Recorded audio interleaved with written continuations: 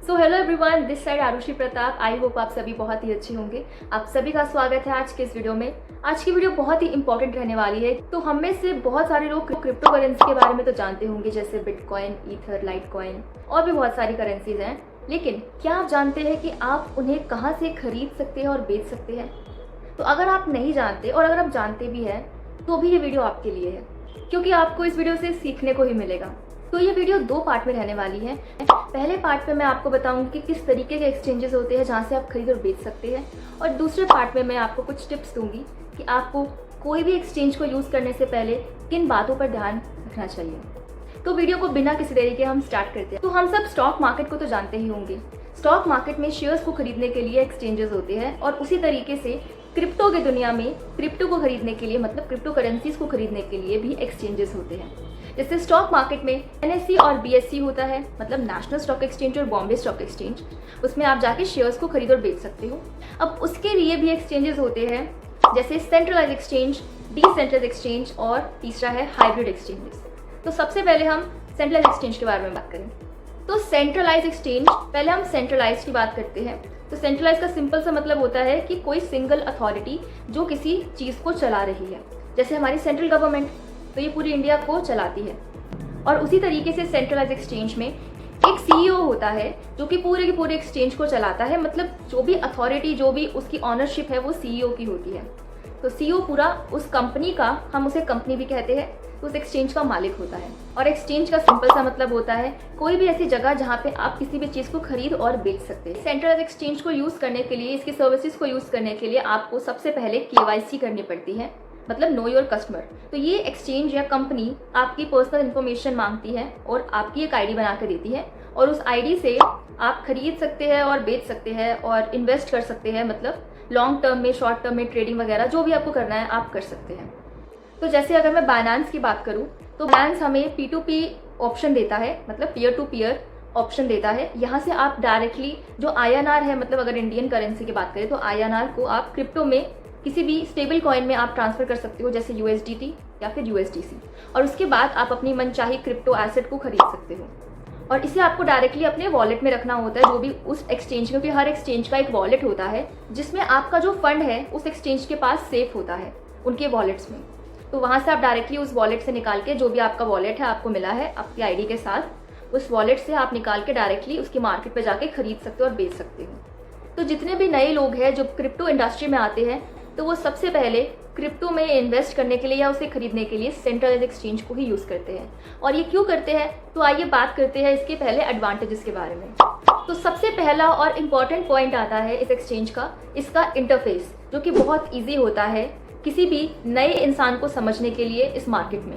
इसीलिए ज़्यादा से ज़्यादा लोग सेंट्रल एक्सचेंज को यूज़ करते हैं। दूसरी चीज़ आती है इसकी फास्ट ट्रांजेक्शन। तो बहुत जल्दी इन एक्सचेंजेस में ट्रांजेक्शन्स होती हैं जो भी आप क्रिप्टो को खरीदने या बेचने में करते हैं।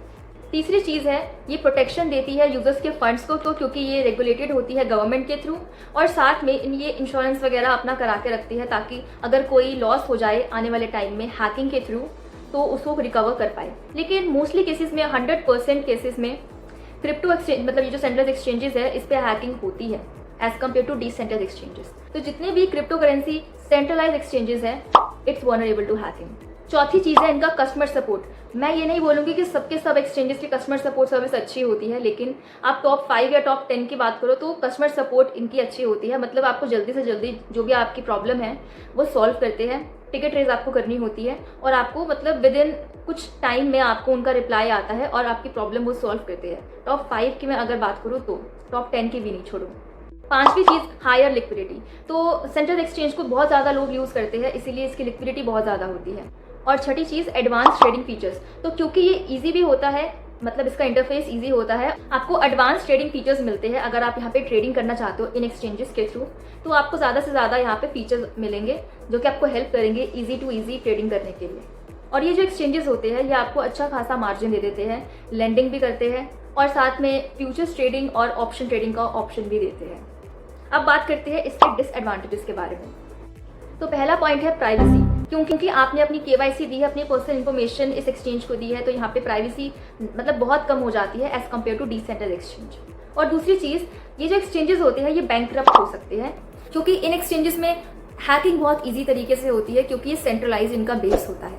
As compare to decentralised exchange ये ज़्यादा रिस्की होते हैं। अगर मैं क्रिप्टो इंडस्ट्री की बात करूँ तो यहाँ पे ब्लॉकचेन का नाम भी जुड़ता है क्योंकि ब्लॉकचेन पर क्रिप्टो करेंसीज रन करती है और जितने भी प्रोजेक्ट्स है वो ब्लॉकचेन पर रन करते हैं। तो जो ब्लॉकचेन टेक्नोलॉजी है वो डिसेंट्रलाइजेशन को प्रमोट करती है, जिससे करप्शन, हैकिंग ये सब कुछ कम होता है। तो सेंट्रलाइज एक्सचेंजेस के डिसएडवांटेजेस की वजह से डिसेंट्रलाइज एक्सचेंजेस को लाया गया। इसका सिंपल सा यही मतलब है कि यूजर्स के फंड्स है वो सिक्योर रहेंगे। पहला आता है सिक्योरिटी। तो ये जो एक्सचेंजेस होते हैं ये हाई लेवल की सिक्योरिटी देते हैं क्योंकि यहाँ पे ये आपसे आपका KYC नहीं मांगते, आपको ये नहीं बोलते कि आप इस एक्सचेंज पे अपने फंड्स को रखो, जिसकी वजह से जो सर्वर है, जो उनका नेटवर्क है, सेंट्रलाइज ना होकर डिसेंट्रलाइज होता है और इसकी वजह से हैकिंग नेक्स्ट टू इम्पॉसिबल हो जाती है। इन एक्सचेंजेस पे आप अपने फंड्स को ना रख के डिसेंट्रलाइज वॉलेट से कनेक्ट करते हो और जो भी आपका एड्रेस होता है, वॉलेट एड्रेस, उससे आप खरीद और बेच सकते हो।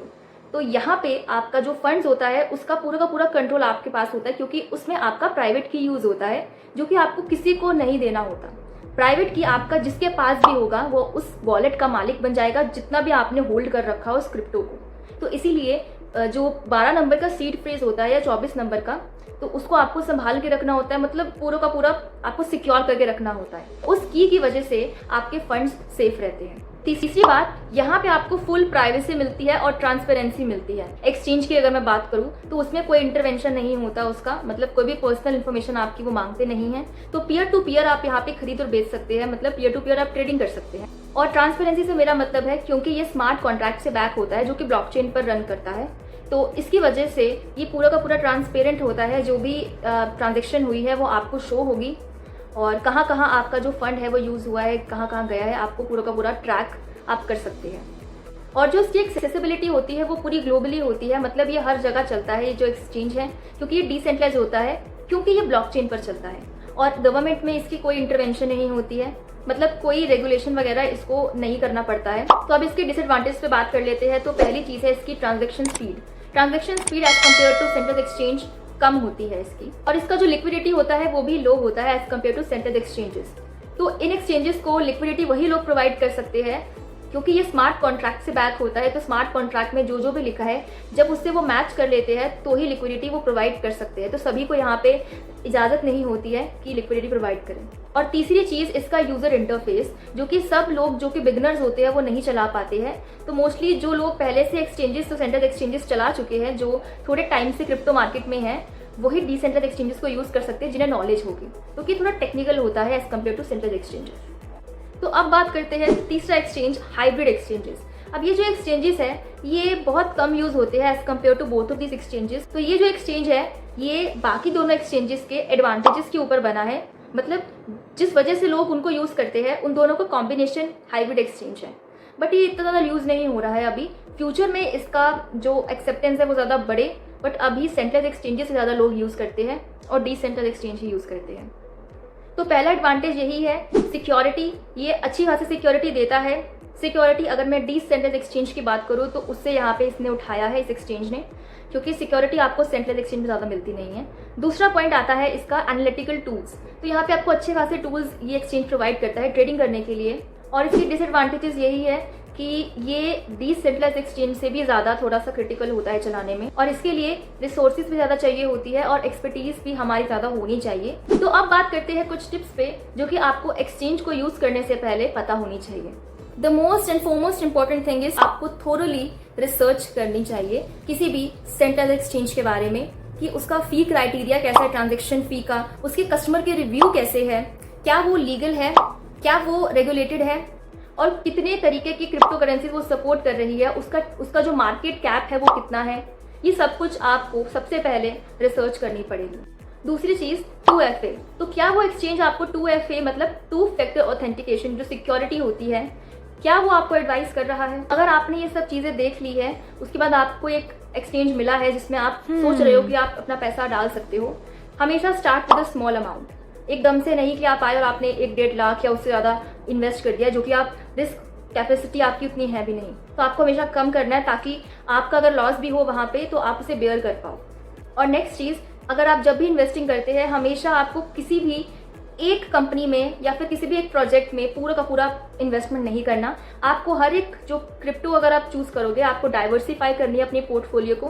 किसी एक क्रिप्टो में आप पूरा का पूरा पैसा कभी मत डालना, क्योंकि स्टॉक मार्केट में भी अगर आपने सुना होगा तो डाइवर्सिफाई करो, क्योंकि अगर आपका एक में लॉस हो तो दूसरे में आपको प्रॉफिट हो, या फिर बाकी के जो है। तो इसीलिए इन्वेस्टिंग में कहते हैं कि don't put all of your eggs in one basket. And last but not the least, do your own research, stay informed. कोई भी इंडस्ट्री हो, आपको नॉलेज होनी चाहिए। ऐसा नहीं आप किसी की सजेशन पे पैसा डाल रहे हो, आपको अपना खुद का दिमाग यूज करना है। सुनो सबकी, लेकिन बाद में ये कोई यूट्यूबर की अगर आप बात सुन रहे हो उसमें और उसकी वजह से पैसा डाल रहे हो, उसमें यूट्यूबर की कोई गलती नहीं है। अपना दिमाग यूज करना, अपनी रिसर्च करना। और इन द लास्ट मैं यही बोलूँगी कि ध्यान से, क्योंकि पैसा आपका है और आपको ही पता है कि आपने किस तरीके से उसको कमाया है, तो सही से आप इन्वेस्ट कीजिए और पूरी की पूरी रिसर्च के साथ इन्वेस्ट कीजिए। तो मिलते हैं नेक्स्ट वीडियो में, तब तक के लिए बाय बाय, टेक केयर।